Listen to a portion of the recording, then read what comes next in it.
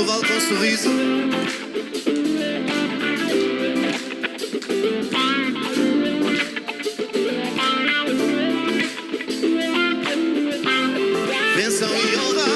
Bênção e honra, poder e glória, pertence ao eterno Deus. Vasos disponíveis, né? Hoje nós vamos falar sobre um texto muito conhecido das Escrituras, que está em 2 Reis, capítulo 2, a partir do verso 1 ao 7. É um texto que é muito conhecido de todos nós. Eu principalmente, que fui criado na igreja, já ouvi várias vezes sobre esse texto que fala sobre a multiplicação do azeite. E, bom, vamos a isso, então. A partir do versículo 1, que diz assim: Certo dia, a mulher de um dos discípulos dos profetas foi falar a Eliseu: Teu servo, meu marido, morreu, e tu sabes que ele temia o Senhor. Mas agora veio um credor que está querendo levar meus 2 filhos como escravo. Eliseu perguntou-lhe: Como posso ajudá-la? Diga-me, o que você tem em casa? E ela respondeu: Tua serva não tem nada, além de uma vasilha de azeite. Então disse Eliseu: Vá pedir emprestado das vasilhas de todos os vizinhos, mas peça muitas. Depois, entre em casa com seus filhos e feche a porta. Derrame aquele azeite em cada vasilha e vá separando as que você for enchendo. Versículo 5. Depois disso, ela foi embora, fechou-se em casa com seus filhos e começou a encher as vasilhas que lhes traziam. Quando todas as vasilhas estavam cheias, ela disse a um dos filhos: Traga-me mais uma. Mas ele respondeu: Já acabaram. Então respondeu: Já acabaram. Então o azeite parou de correr. Ela foi e contou tudo ao homem de Deus, que lhe disse: Vá, venda o azeite e pague as suas dívidas, e você e seus filhos ainda poderão viver do que sobrar. Amém? Feche seus olhos. Senhor, nós te agradecemos pela tua palavra, Pai. Sabemos que a tua palavra é sempre viva e eficaz, e nesse momento nos colocamos à disposição para receber aquilo que o Senhor tem para nós. Prepara os nossos corações, Senhor, como uma terra fértil para uma boa semente, Senhor. Estamos dispostos, disponíveis para receber aquilo que o Senhor tem para ministrar aos nossos corações. Repreende toda a distração, em nome de Jesus, e leve, Senhor, os nossos pensamentos e nossa mente cativa, Senhor, aquilo que o Senhor tem para falar a nós, em nome de Jesus. Amém. Na grande maioria das vezes que eu ouvi pregações ou sobre essa passagem, sempre foi na ótica da multiplicação, da provisão. Então sempre foi, também é sobre isso, claro.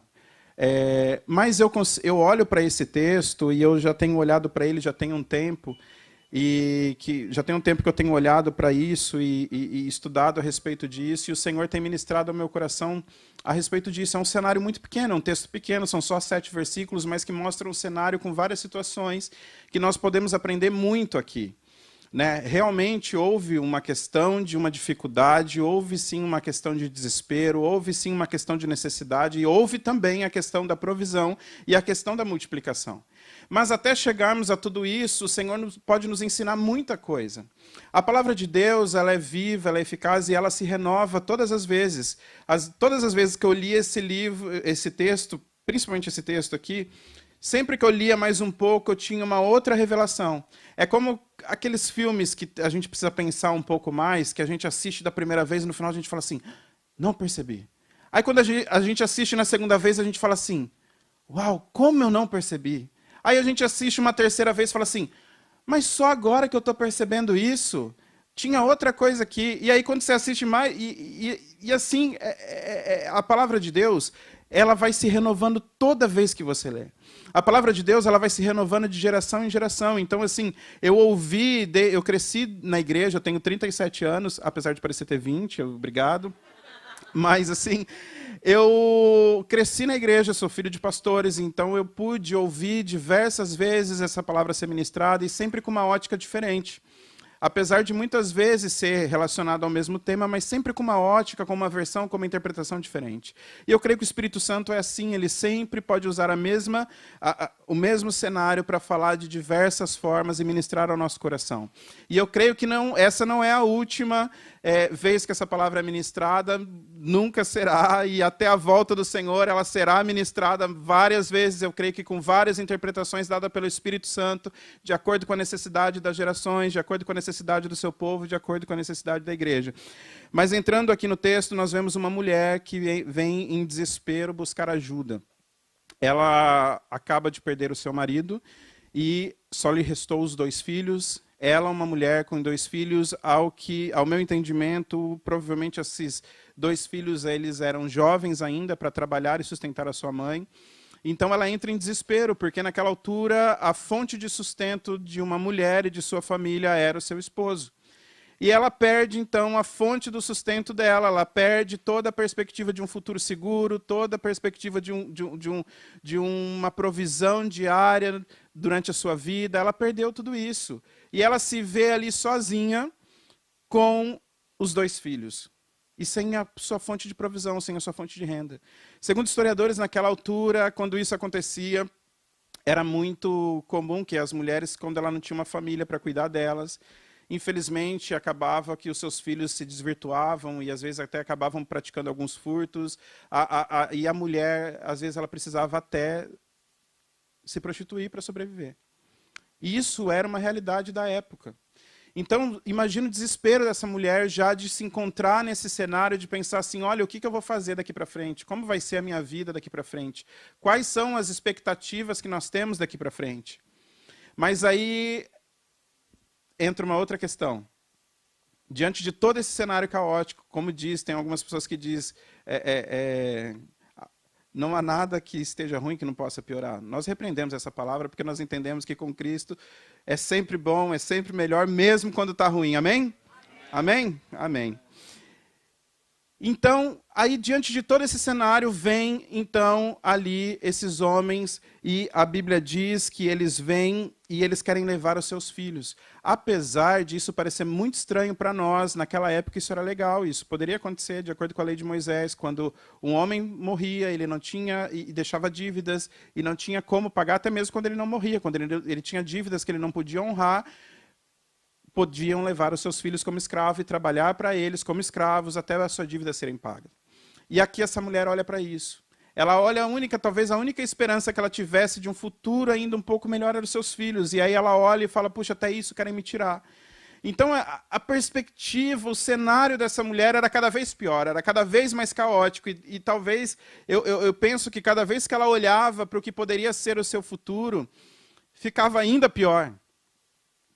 Mas ela tomou uma decisão, e aí nós entramos naquilo que nós podemos aprender com essa palavra.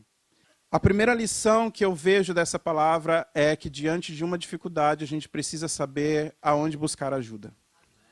E ela soube fazer isso, e ela foi buscar ajuda no sítio certo. Essa mulher foi buscar ajuda no sítio certo.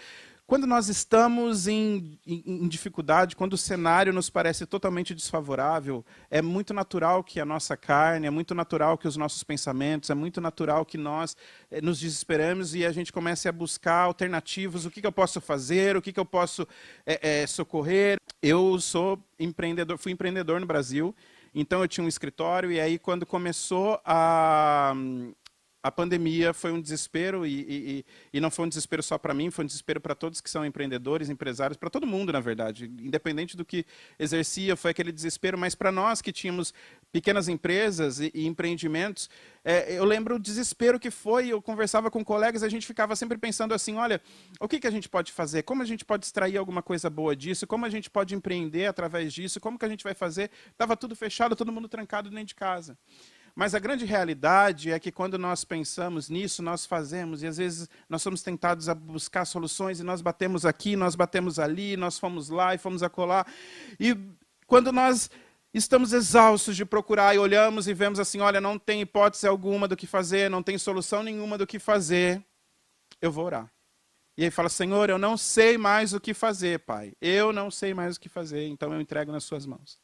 Por que nós fazemos isso?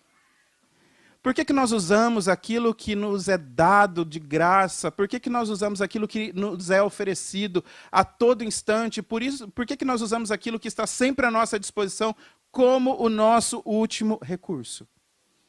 Por que nós usamos sempre aquilo que pode ser a nossa primeira hipótese como a última hipótese?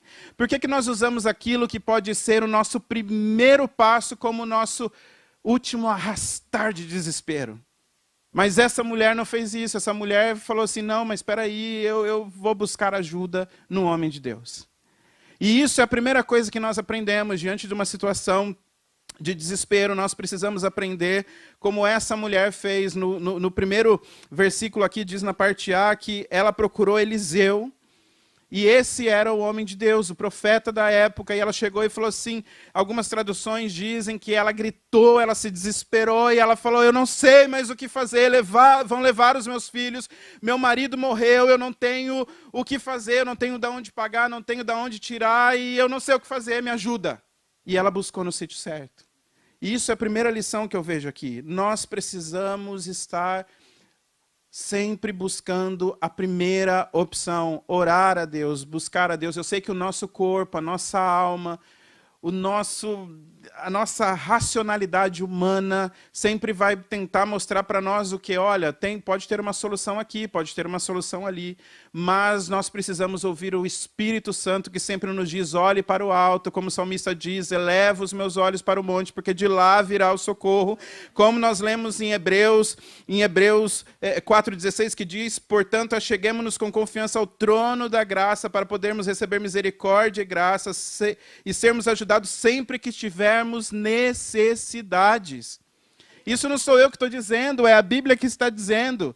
Está dizendo para nós chegarmos com segurança ao trono da graça. Nós podemos, ele está acessível a nós, o Espírito Santo está aqui nessa manhã, a presença de Deus está aqui nessa manhã, nós somos acessíveis a essa presença de Deus, a esse Espírito que pode nos prover e pode nos ajudar.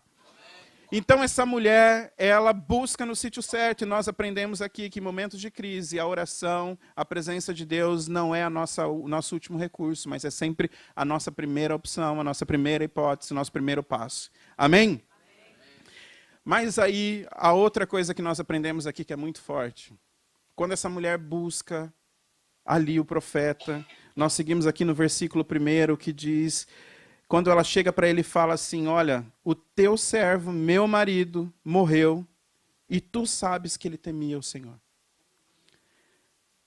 Segundo aprendizado aqui, o seu testemunho tem valor. O seu testemunho tem valor. Aquilo que você é tem valor. Aquilo que você faz tem valor.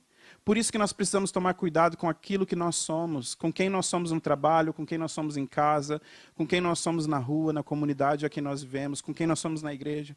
Porque o nosso testemunho ele tem valor. Seja para validar o seu caráter, para validar a sua presença de Deus, para validar que um caráter íntegro, uma vida íntegra, seja também para validar um caráter duvidoso.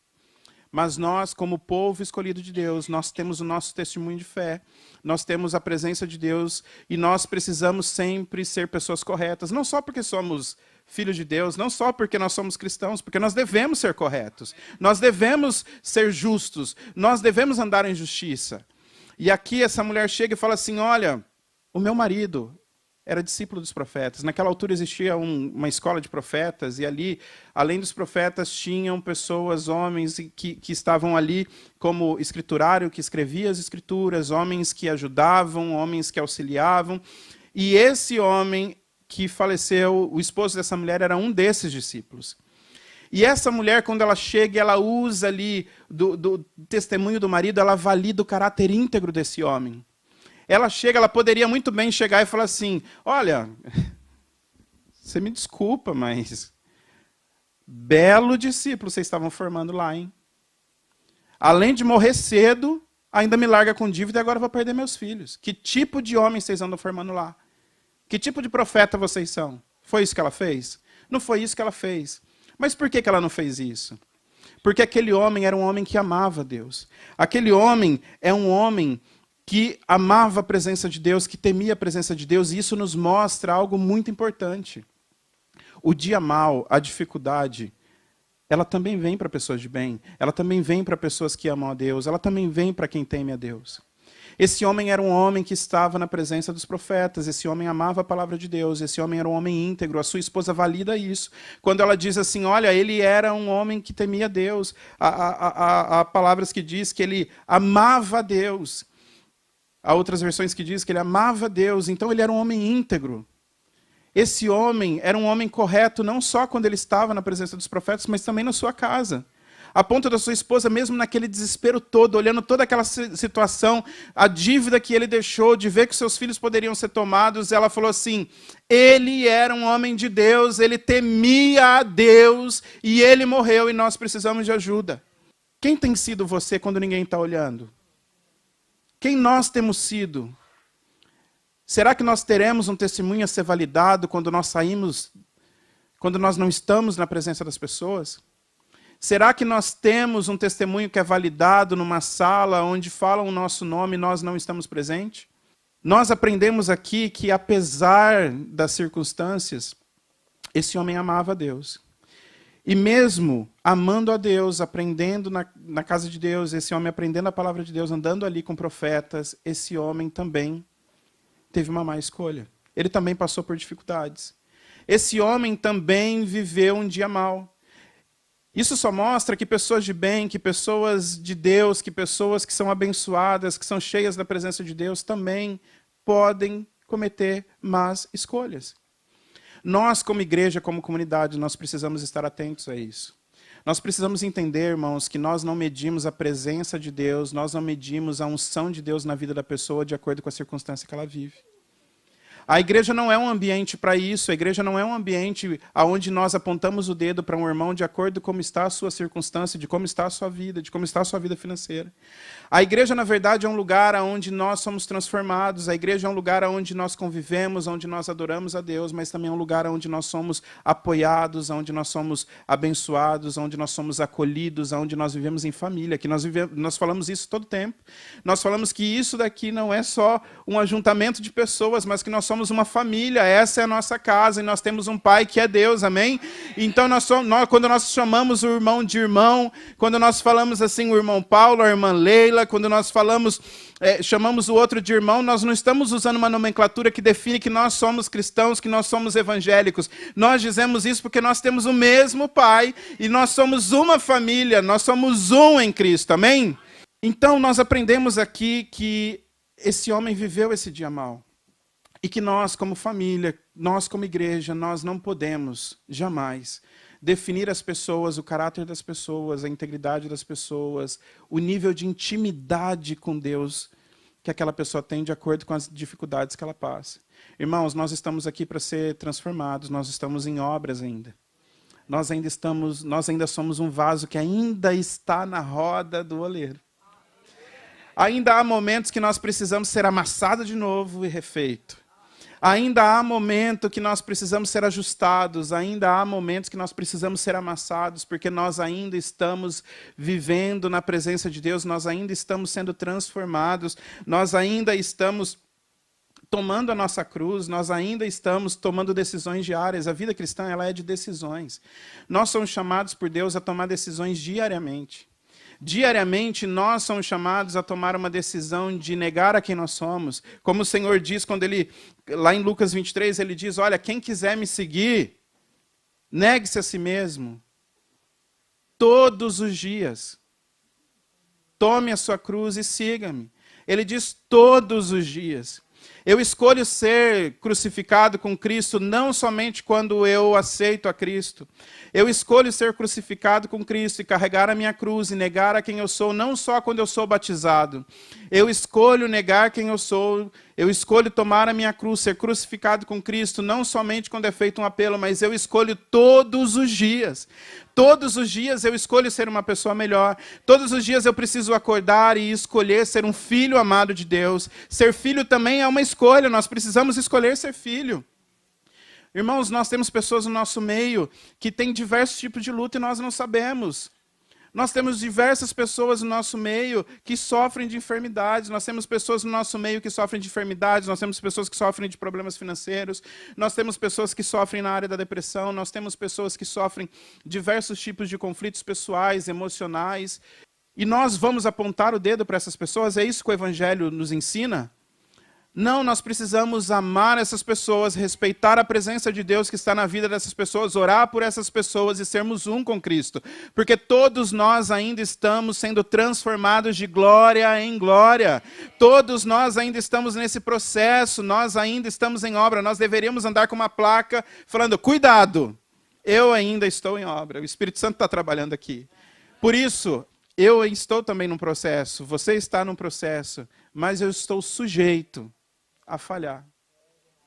Todos nós estamos sujeitos, e se um dia eu fizer, irmãos, por favor, me perdoe. O Espírito Santo ainda está trabalhando em mim. Eu ainda estou em construção. Se o irmão do seu lado errar, se um dia ele falhar, ele também está em construção. Perdoe, ore, ame, apoie, fale, vamos, de glória em glória. E seguimos à frente, amém? Aleluia, nós somos uma família ou não somos? Aleluia, aleluia, aleluia, nós somos uma família. E esse é o testemunho. Apesar de ser um homem bom, de sermos pessoas boas, de estarmos na presença de Deus, nós somos sujeitos a ter um dia mau, nós somos sujeitos a tomar decisões difíceis, a tomar decisões que possam trazer consequências difíceis. E quando isso acontecer, nós precisamos buscar ajuda no sítio certo, nós precisamos nos arrepender, nós precisamos seguir em frente. E quem estiver próximo de alguém que passar por isso, nós não devemos apontar o dedo, não devemos julgar, mas nós devemos falar assim, não, nós somos um, nós somos corpo, nós somos família, nós vamos orar, nós vamos seguir, nós vamos caminhar. E é isso, o testemunho conta. O nosso testemunho como uma pessoa íntegra conta. E o nosso testemunho, da maneira como nós agimos quando tem alguém passando por dificuldade do nosso lado, também conta. E isso é o que nós aprendemos aqui. Amém? Aleluia, Deus é bom, Deus é bom. Vamos ler no versículo 3 que diz, então disse Eliseu, vá pedir emprestado vasilhas a todos os vizinhos, mas peça muitas. Algumas versões diz peça vasilhas, eu acho que alguém pode ter lido vasilhas vazias. Foi isso? Tem, não é? Ok. Então, a terceira lição que nós aprendemos aqui é pertença ao sítio certo. Eu acho muito forte isso, e eu acho que é uma das maiores lições aqui que eu aprendi lendo esse texto, é que quando o profeta Eliseu diz, vá e peça emprestado vasilhas vazias a todos os seus vizinhos. O Senhor traz a solução e ele envolve a comunidade. Quando o Senhor ele traz a solução, ele envolve pessoas para abençoar a sua vida. Quando o Senhor, na maioria das vezes que o Senhor move milagres, ele envolve pessoas para ser instrumento de solução, instrumento de cura. E essa mulher, nesse momento, ela acaba de ver isso. Olha, vai e peça para os seus vizinhos. Uma dica aqui, né? Nós precisamos ser bons vizinhos, né? Precisamos respeitar e tal. E, enfim. O Senhor, quando ele traz a solução, ele envolve a comunidade. O Senhor, quando ele traz a solução, ele envolve a igreja. O Senhor, quando ele traz a solução, ele envolve pessoas para serem instrumentos para te abençoar. Então, a solução veio por meio da comunidade. Nós somos importantes para aquilo que o Senhor tem para fazer na vida das pessoas. Irmãos, agora vamos falar aqui não dessa mulher. Vamos agora falar dos vizinhos. Nós vemos aqui que essa mulher, então, os filhos saem e vai pedir emprestado nos vizinhos, vai bater de porta em porta, e essa é a solução que Deus deu, então vamos envolver todo. E isso traz ali um sentimento de pertencimento para essa mulher. Ela percebe, quando as vasilhas começam a chegar, ela percebe que ela não está sozinha, que ela tem uma comunidade que a apoia, ela tem uma comunidade que acredita que tem algo que está sendo feito, e fala, não, está aqui, olha... Está aqui minhas vasilhas, é essa que eu tenho, sei lá, já imagino algumas catando uma, jogando alguma coisa fora, toma, leva. Mas também imagino alguns batendo na porta e falando assim, olha, não tem. Sei lá o que ela vai fazer, não tenho, acabou. A minha vasilha é minha vasilha. Eu comprei, eu paguei, é minha. Se ela quer, ela compra e pague. Mas nós vemos aqui esses vizinhos emprestando as vasilhas e os filhos chegam e eles começam a chegar com essas vasilhas e eu imagino aquela mulher, o coração dela se enchendo de alegria e com aquela sensação, uma mulher que estava desesperada, com sentimento de perda, vivendo o seu luto, vivendo o desespero de poder perder os seus filhos, vendo a sua vida ruindo. Daqui a pouco ela começa a ver vasos chegando. E ela começa a ver de lugares, talvez de vizinhos que talvez nem dava bom dia, nem a cumprimentava, talvez pessoas que a olhassem na rua e nem simplesmente passassem, ainda mais, né, ela sendo viúva. Enfim, começa a chegar essas vasilhas e ela começa a olhar aquelas vasilhas e ela começa a pensar, eu não estou só. Irmãos, vasos disponíveis. O Senhor, Ele quer nos usar para ser vasos disponíveis para as pessoas. Como eu disse há pouco, nós vemos que na igreja nós temos muitas pessoas que estão vivendo processos, assim, muitas pessoas não, todos nós estamos vivendo o processo. Nós vivemos processos de cura, nós vivemos processos de libertação, nós vivemos processos de transformação, nós vivemos processos diários. Então, sempre tem alguém precisando de uma vasilha, sempre tem alguém precisando de um vaso à disposição. A Bíblia não diz quantos vasos chegaram. A Bíblia não diz quais eram os modelos dos vasos que chegaram. Eu acredito que tinha pessoas que poderiam ser tomadas de grande generosidade e falou assim, olha, toma, pega, leva, e deu tudo que tinha. Mas eu também acredito que teve pessoas que falou assim, olha, eu não sei como eu posso ajudar, o que eu tenho é essa pequena cumbuca, essa pequena taça. É o que eu tenho, se ajudar. E deu. O versículo mostra que no versículo 6 mostra que quando ela pede para o seu filho assim, olha, traga mais uma. Simplesmente ele falou, não tem, e o azeite parou. Ou seja, tudo que ela recebeu foi cheio. Independente do tamanho, do modelo, da cor, do material, todos os vasos que chegaram foi cheio. Irmãos, nós estamos aqui numa igreja, nós estamos aqui num culto, o pastor falou aqui da dificuldade que nós estamos vivendo em relação ao ar-condicionado. Eu confesso que apesar de vir do país tropical, eu não estou acostumado com esse calor europeu. Eu também sofro, mas enfim. Mas tirando a parte do ar-condicionado, nós temos aqui um culto acontecendo. Quando você chega, tem pessoas ali na frente que estão te recebendo. Quando você chega, as cadeiras estão organizadas, o chão está limpo. Daqui a pouco, o louvor começa a ser ministrado, uma boa música de louvor e adoração ao Senhor. Os instrumentos estão afinados. Você começa a ver o som equalizado para não atrapalhar sua adoração, o seu momento de louvor. Você começa a ver a projeção da letra ali para que você consiga louvar e cantar junto com a igreja. Você é conduzido por pessoas a louvar e adorar o nome. Isso daqui não é show, não é entretenimento não, irmão. Isso daqui é uma condução de adoração em família. Nós estamos aqui para fazer tudo como um só corpo, uma família. E aí o culto começa a acontecer, e quando nós estamos aqui ensaiando, e daqui a pouco vem o irmão e traz água para nós, porque sabe que para a gente é difícil, eu sou asmático, eu faço bombinha, e aí a minha garganta seca com muita facilidade, às vezes eu salivo muito, então é natural vocês verem que eu preciso tomar água, então assim, tem alguém que traz água para nós, alguém que está servindo. Mas eu estou dizendo tudo isso para quê? Isso tudo aqui só é possível porque teve uma pessoa que limpou esse salão. Isso tudo aqui é possível porque alguém abriu a porta. Isso tudo é possível porque alguém organizou essas cadeiras. Isso tudo é possível porque tem alguém lá na mesa que sabe muito mais de som do que eu, por exemplo. E ele consegue regular e equalizar todo o som. Coisa que eu acredito que a maioria aqui não sabe fazer. A grande maioria não sabe fazer. Nós temos aqui pessoas que fazem pequenas coisas que nós não vemos, mas que faz toda a diferença. E tudo isso é responder um chamado de Deus para a obra de Deus. Por quê? Porque só é possível que tudo aconteça porque aquele irmão fez isso. Pode ser muito pequeno, pode ser algo assim que ninguém nem perceba. Por exemplo, essa câmera está aqui. Mas ela está aqui, ela tem uma posição certa, ela tem um foco certo, ela tem um ajuste certo. Por quê? Porque alguém fez isso. Eu não sei fazer isso. Mas tudo isso é possível porque alguém disse sim ao Senhor. Fala, olha, eu não posso fazer mais, eu até posso, mas assim, olha, mas eu sou a pessoa que faço isso. Eu sei fazer isso, e eu vou fazer isso. E isso faz a diferença. O que eu estou querendo dizer é o seguinte: todos nós temos algo a oferecer ao Senhor. Hoje em dia nós temos ouvido tanto de um evangelho, como que eu posso dizer, de um evangelho de consumismo. Né? Nós ouvimos aí tanto de pessoas que não estão nem aí para o entregar ao Senhor, por fazer e tal, mas eles só querem vir num culto de domingo, receber a palavra de Deus, se sentir abençoado, se sentir enviado para uma semana, e aí segue sua semana, segue sua vida, segue o barco.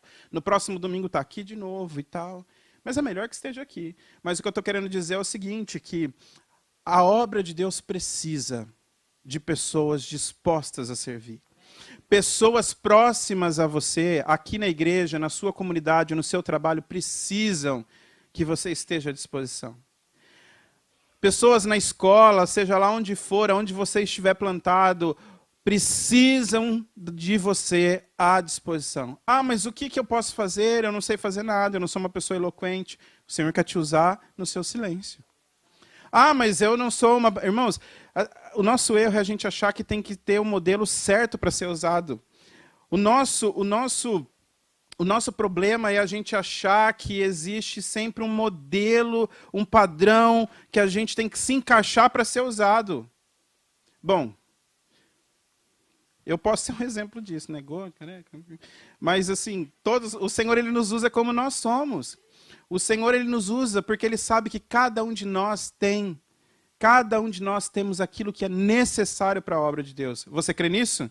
E aí vem mais uma lição que nós aprendemos aqui, que nós precisamos ser um vaso à disposição para servir. Nós precisamos ser o vaso à disposição das pessoas que estão em desespero. Nós precisamos ser um vaso para transbordar daquilo que o Senhor quer fazer na sua obra. Nós precisamos ser um vaso para transbordar naquilo que o Senhor quer fazer na nossa família, no nosso trabalho, no nosso meio. Nós precisamos estar à disposição, precisamos ser vasos disponíveis, independente se somos vasos maiores, menores, altos, baixos, pintados. Nós precisamos ser vasos disponíveis para o que o Senhor quer fazer. Amém? Aleluia. 2 Coríntios 12 diz, não precisam abrir, podem acompanhar por aqui, diz: ora, há diferentes espécies de dons espirituais, mas é do mesmo Espírito Santo que procedem. Há várias espécies de serviço para Deus, mas é o mesmo Senhor que estamos servindo. Irmão, não importa. Deus te fez um pouco mais baixo? Amém, Ele não errou a receita. Deus te fez mais alto? Amém, Ele não errou a receita. Deus fez uns com mais cabelo? Amém. Deus fez um com menos cabelo? Amém. Deus te fez com a pele clara, com a pele escura? Amém. Ele quer te usar dessa maneira. Nós entendemos que nós precisamos ser mudados, nós precisamos ser crucificados, existem coisas em nós que precisam ser tratadas, existem coisas em nós que precisam ser renunciadas, existem coisas em nós que precisam ser curadas, nós entendemos isso. Quando o pecado entrou no mundo, nós nascemos com a consequência disso, e todos os dias nós precisamos decidir ser santos, todos os dias nós precisamos escolher pela santidade, nós que somos casados precisamos escolher pela fidelidade, nós precisamos escolher ser corretos nos nossos negócios, nós precisamos ser obedientes aos nossos pais, nós temos que tomar essas decisões diariamente, porque a nossa carne sempre nos puxa para o lado errado. Mas o que nós precisamos entender é que apesar de tudo isso, o Senhor nos criou com aquilo que é necessário para servir na obra de Deus e ao propósito do reino. Independente de quem você é, independente do que você sabe fazer, você tem o necessário. E é o Espírito Santo que te capacitou para isso. Irmãos, entenda que você não está de mãos vazias. Tudo que você precisa é se render. Nós acabamos de cantar aqui: o que eu posso te dar. Senhor, o que eu posso te dar para te agradecer? Eu rendo a ti tudo o que sou. Irmãos, nós precisamos estar dispostos e rendidos à presença de Deus. Nós precisamos estar dispostos e nos render àquilo que o Senhor quer fazer, ter o entendimento, o pensamento, a escolha de olhar e falar assim: Senhor, eu não sei o que o Senhor vai fazer, mas eis-me aqui. Aquilo que o Senhor for mover na sua igreja, eu quero estar envolvido. Senhor, acordar e quando acordar, agradecer ao Senhor pelo dia e falar assim, Senhor, eu não sei o que me espera nesse dia, eu espero que a sua graça, a sua misericórdia, já sei que ela já me acompanha porque eu consegui acordar, mas eu quero estar envolvido naquilo que o Senhor for fazer nesse dia. Irmãos, é uma escolha simples, tem lugar que você vai acessar que eu não vou acessar nunca. Tem lugar que o irmão que está do seu lado vai acessar que eu não vou acessar nunca. E você também não.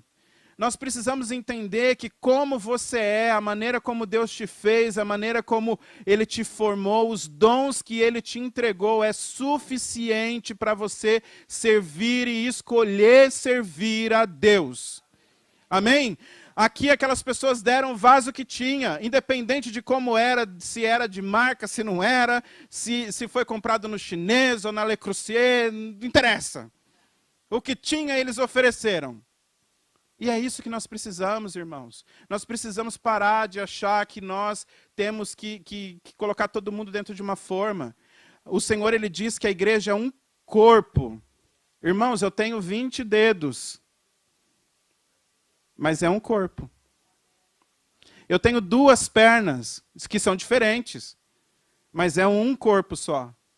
Nós somos assim, nós somos múltiplos, e há uma beleza nessa multiplicidade, há uma beleza nessa diversidade. É lindo quando nós olhamos, e nós olhamos para os irmãos e vemos que quão diferente uns são dos outros, e quão bonito é também olhar uns para os outros e entender que uma unção, que um Pai, que uma presença une todos e nós somos um corpo.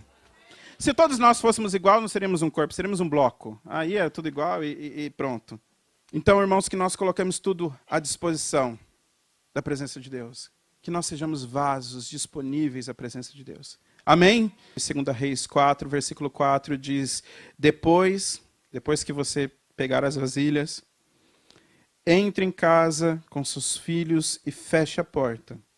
E derrame todo o azeite em cada vasilha e vá separando o que for enchendo.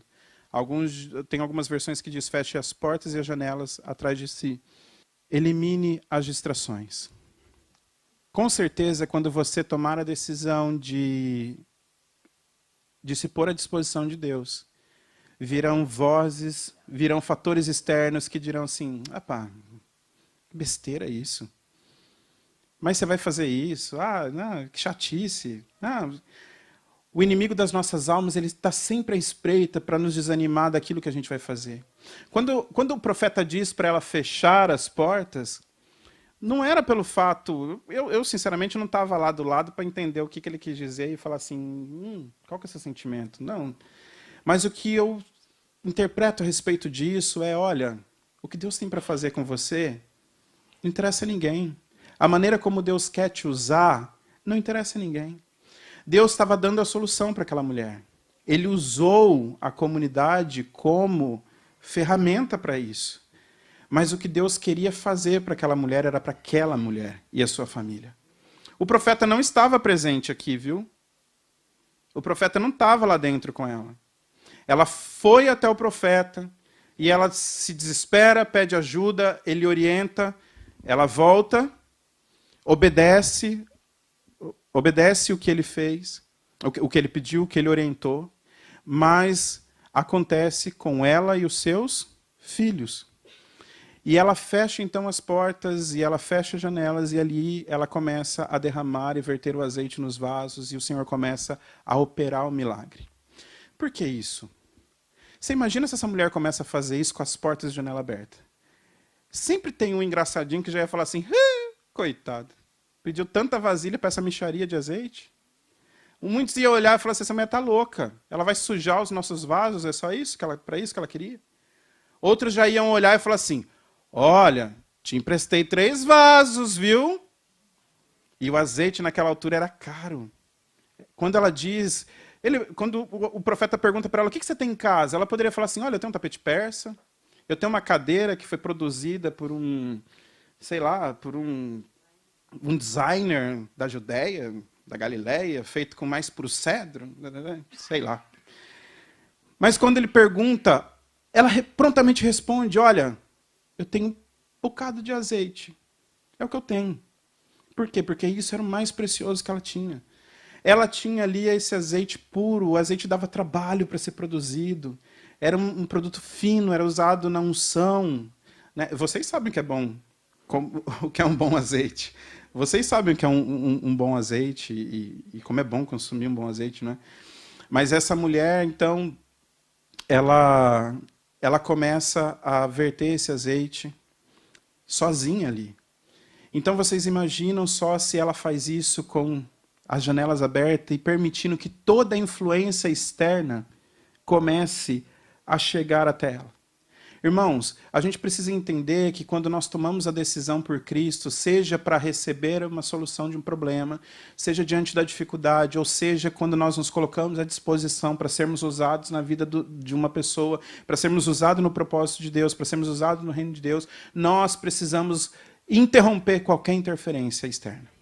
Nós precisamos parar toda e qualquer voz que não venha da presença de Deus, como essa mulher fez. Nós precisamos ser obedientes à orientação do Espírito. Como ela fez, ela foi para casa e ela fez exatamente o que ele pediu. Ser obediente ao que Deus te fala. Seja obediente hoje ao chamado de Deus. Seja obediente hoje ao chamado de Deus e seja obediente ao que o Senhor tem para fazer na sua vida. Tem algo que a gente precisa entender aqui, que essa mulher, ela dependeu do Senhor e ela dependeu das pessoas. Além de você buscar na presença de Deus, saiba que você está numa comunidade. Saiba que você está numa família. Saiba que você tem pessoas que estão disponíveis para te ajudar, amém? Saiba procurar no sítio certo. Saiba entender que Deus tem algo para você. Entenda também que o seu testemunho conta. Entenda também que tudo que você faz todos os dias conta. Conta para as pessoas, conta para o reino de Deus, conta para aquilo que o Senhor tem para fazer na sua vida. Tenha um coração de entendimento daquilo que o Senhor quer fazer na sua vida.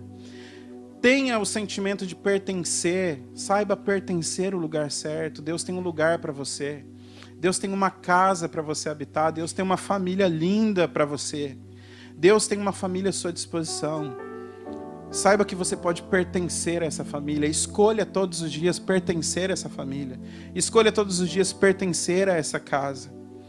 Elimine as distrações. Irmãos, Deus precisa de nós. Deus precisa de você. Deus precisa nos usar. Nós vemos aqui que o milagre aconteceu. Essa mulher foi obediente. E Deus deu a ela uma provisão que foi muito além das circunstâncias. Deus deu a ela uma solução que resolveu não só aquele problema, mas que permitiu que ela empreendesse para o resto da sua vida com aquela provisão. O Senhor, Ele quer te levar além da sua circunstância. O Senhor, Ele quer te usar além das suas circunstâncias. Irmãos, talvez você pode olhar e falar: Senhor, eu sou tão pequeno, eu não tenho muito para oferecer, olha quem eu sou. Olha a situação que eu estou passando. Olha as batalhas que eu enfrento. Meu irmão, o que o Senhor tem para você vai além do que você está passando hoje. O que o Senhor tem para você vai além do dia de hoje. O que o Senhor tem para você vai além da dificuldade que você vai enfrentar essa semana. O que o Senhor tem para você vai além de todos os problemas que você tem para resolver. Vai além da sua saúde. O que o Senhor tem para você é eterno. E nós estamos sendo transformados de glória em glória. Não se preocupe de como você vai estar, se você vai vencer amanhã, depois. Mas entenda que quando você decide hoje ser crucificado com Cristo, quando você decide hoje se colocar à disposição, quando você se decide agora, nesse momento, quando você decide, o Espírito Santo está com você. Você pode passar a dificuldade, mas Ele está com você. Você pode passar pelo vale, mas Ele está com você. Você pode estar nas mais altas montanhas, mas Ele está com você. E amanhã, Ele também estará com você, independente do cenário que você tiver. Mas mesmo diante do cenário mais difícil, entenda, você tem um lugar para pertencer, você tem um pai que tem uma família para você, e você tem que escolher o lugar certo. Escolha o sítio certo. Se coloque de pé nesse momento.